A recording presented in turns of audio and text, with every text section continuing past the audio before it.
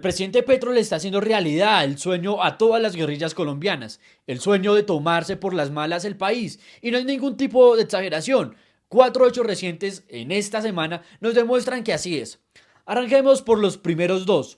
Dos escenas inauditas que en cualquier parte del mundo generarían toda clase de rechazo de parte de la sociedad civil y de los entes políticos. Nos referimos a los dos hechos bochornosos donde las disidencias de Iván Mordisco, las disidencias de las mismas FARC que tienen 10 congresistas en este momento en el Congreso de Colombia, esas mismas disidencias acaban de inaugurar dos vías en el sur del país, vías de las comunidades y vías que generalmente están hechas con recursos públicos de la nación.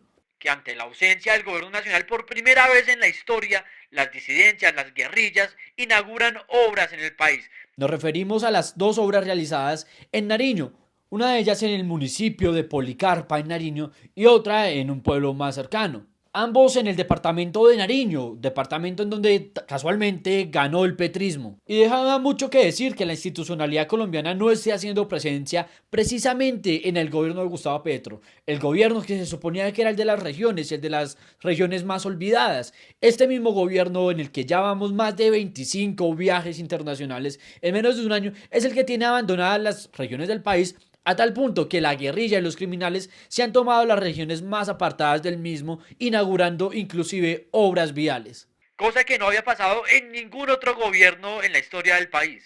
Pero como si no fuera poco, el ELN, en cabeza de su cabecilla máximo, el comandante Antonio, nos dice que Colombia no se tiene que hacer ninguna esperanzas, que ni siquiera se ilusionen con que el secuestro va a bajar, que por el contrario lo van a mantener e inclusive aumentar siempre y cuando esa sea la única forma de sostener su grupo terrorista. Lo indignante de esto es que mientras esto sucede, mientras que el comandante Antonio, el comandante del ELN, el grupo terrorista, hace estas afirmaciones, al mismo tiempo el gobierno colombiano sigue patrocinando unos diálogos con el ELN en Cuba sin que nada pase, sin que paren los secuestros, las extorsiones, los atentados a la infraestructura del país, etcétera, etcétera. Se suman también a estos hechos como algunos alcaldes actuales han tenido que irse de sus regiones para gobernar desde el exilio, como sucedió hace pocas semanas con un alcalde en norte de Santander y como está pasando en este mismo instante con el alcalde de Cartagena de Chairá en el departamento de Caquetá, donde las disidencias de Iván Mordisco le están cobrando, hágame el favor,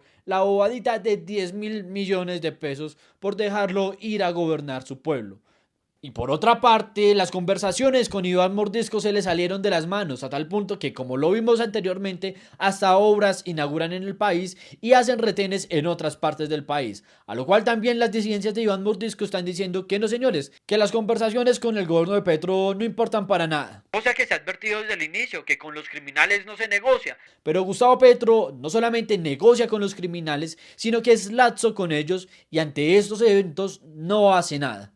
Y como si esto no fuera suficiente, se sabe que algunos generales de la República no van a ser ascendidos a mayor general, ni tampoco a generales de 4 soles, según algunas versiones, porque estos generales han sido los más críticos de este gobierno en cuanto a su política con las disidencias y con las bandas criminales y las bandas terroristas. La situación está dada para que todo el país esté en bandeja de plata para los criminales, para los terroristas, para los guerrilleros. Inclusive tenemos un guerrillero en la presidencia, mientras que la seguridad ciudadana en las regiones y también la seguridad rural se está despedazando por completo en el país. A tal punto que también, como lo vimos hace pocas semanas y pocos meses, la guerrilla, varios de los frentes de Iván Mordisco ya hacen presencia en el Sumapaz bogotano. Tristemente, el país acaba de regresar a los años 90 frente a un presidente incapaz e incompetente y que le da el beneplácito a los criminales para que hagan de las suyas en las regiones. ¿A cambio de qué? Ustedes lo dirán. Los leo.